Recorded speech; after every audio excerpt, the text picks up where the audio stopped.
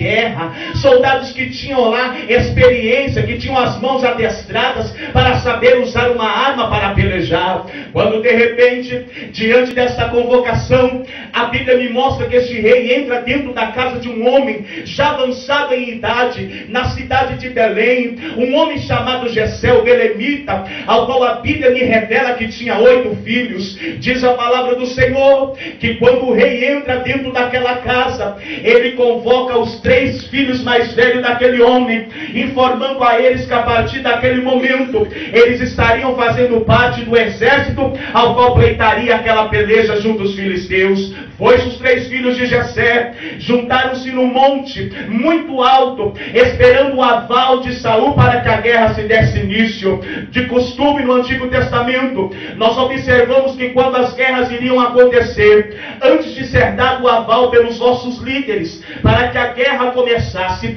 eles ficavam prontamente em fileiras em cima de montes. Israelitas estavam no lado de um monte, filisteus estavam do lado do outro monte, e a única coisa que os separava era um simples vale. Não tinha mais nada que separava aqueles 2 exércitos, não tinha mais nada que separava aqueles 2 povos. Sabe que o Espírito de Deus disse no meu coração, desde o momento que eu entrei aqui, eu dobrei os meus joelhos e falei com o meu pai. O Espírito de Deus começou a inflamar meu coração, a dizer: Bruno, diga para o meu povo nessa noite, eu não estou interessado aonde é que eles estão situados, seja situado no monte ou esteja situado no vale. Eu não tenho lugar determinado para revelar a minha glória, eu não tenho lugar determinado para fazer os meus subir com asas como de águia. Ei, crente, eu vim aqui hoje para te trazer uma boa nova. Ainda que você esteja no vale, prepara o teu coração, porque hoje pode ser a noite ao qual você vai alçar o voo mais alto, e o nome de Jesus vai ser glorificado na sua vida. Olha para a pessoa que está ao seu lado e diga para ela: está preparando para voar bem alto?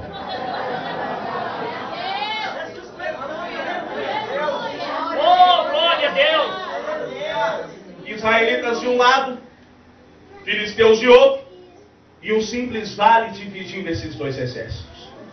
Os dias foi passando, quando de repente um homem insuflado pelo espírito de Satanás, muito alto em sua estatura, bem armado do alto da cabeça à planta dos pés, desce aquele vale que fazia a separação entre o povo dele e o povo de Deus, e começa a lançar palavras para intimidar, para zombar e para causar medo sobre os filhos de Deus. Quem é este homem, irmão Bruno? Tão alto, tão bem armado. Era um homem que a Bíblia nos apresenta pelo nome de Golias. Era muito bem conceituado no meio do seu povo, porque era um homem guerreiro, tinha vencido muitas batalhas até aquele exato momento. De repente, quando ele vê que os israelitas estavam em fileiras, prontos para guerrear contra o seu povo, a Bíblia nos diz, missionária Cátia, que ele desce ali ao vale e começa com palavras intimidar o povo de Deus, dizendo: quem são vós? Não passa de meros servos de Saul. Eu vim aqui agora neste vale e faço aqui agora uma chamada para quem tiver coragem. Quem é que aí é o corajoso, que tem a coragem de descer comigo neste vale e pelejar junto a mim?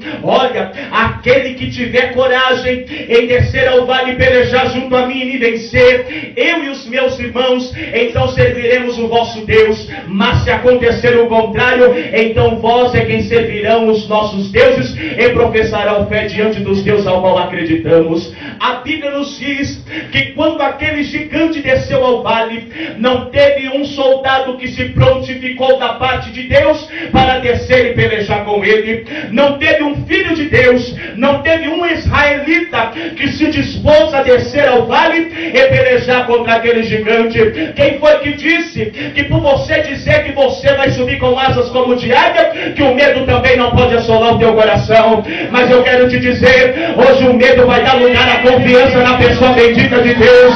Hoje o gigante aqui vai cair por terra. Que negócio é esse? Começa a ter visão de águia, começa a contemplar esse gigante caindo na tua vida, começa a contemplar o culto de ação de graça na tua casa. Deus te deu uma visão de águia e não de galinha. O teu voo não vai ser baixo, o teu voo vai ser alto, e é por isso que eu quero dizer: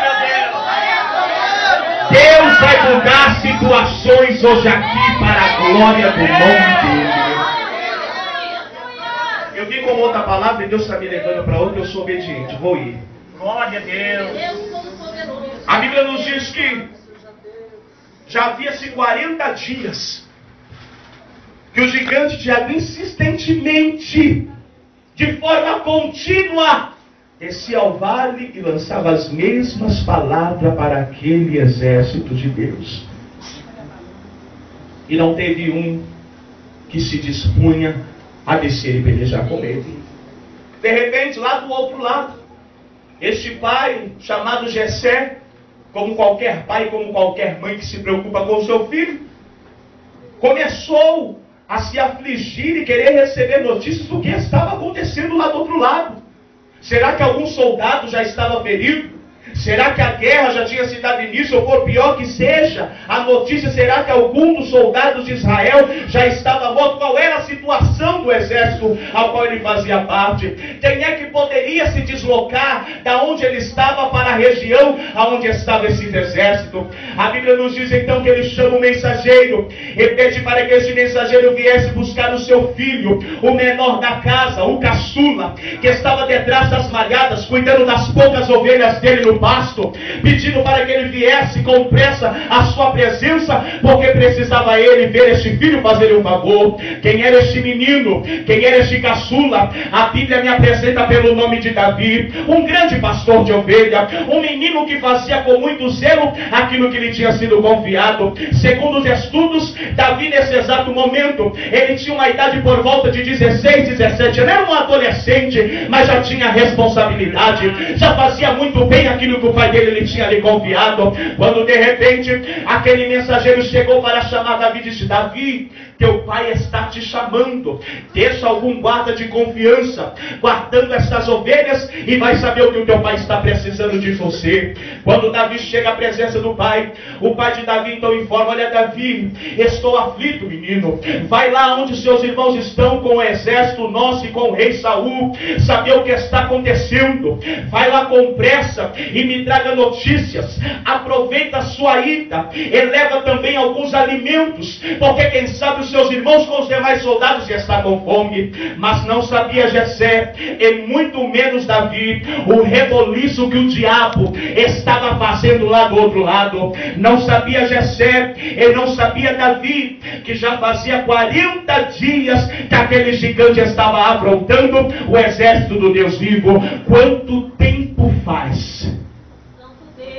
Eita Deus, toda glória, Que este gigante está à tua frente te afrontando e dizendo: não vai acontecer, não vai sair dessa, não vai resolver, vai ficar nessa mesmice, a tua história vai terminar assim. Quanto tempo faz? meu Deus, Que este gigante parece que fez com que os céus de Deus se transformassem nos céus de bronze. Parece que ele cortou as tuas asas e você não consegue decolar, não consegue achar e acalamando, não consegue acreditar no impossível. Quanto tempo faz? eita Deus, toda glória,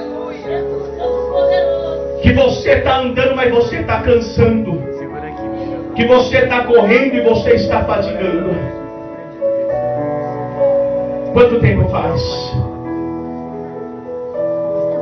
Esse fundo musical é para mim? Ou é só tá vendo o playback? glória a Deus, É que eu não costumo pregar fundo musical. Obrigado, irmão, pela compreensão. glória a Agradeço. Deus, A Bíblia nos diz que quando Davi chegou, viu um alvoroço e buscou saber o que estava acontecendo. Queria saber o porquê que estava tão disperso e tão preocupado os soldados de Israel. Quando ele começou, Jaconias a carta, a saber o que estava acontecendo, ele ouve da boca do próprio gigante, mais uma vez ele lá no vale lançando essa afronta para o povo de Israel. Sabe o que está acontecendo, pastor? Não é que tem muitas das vezes crente desacreditado, que não acredita mais que vai voar como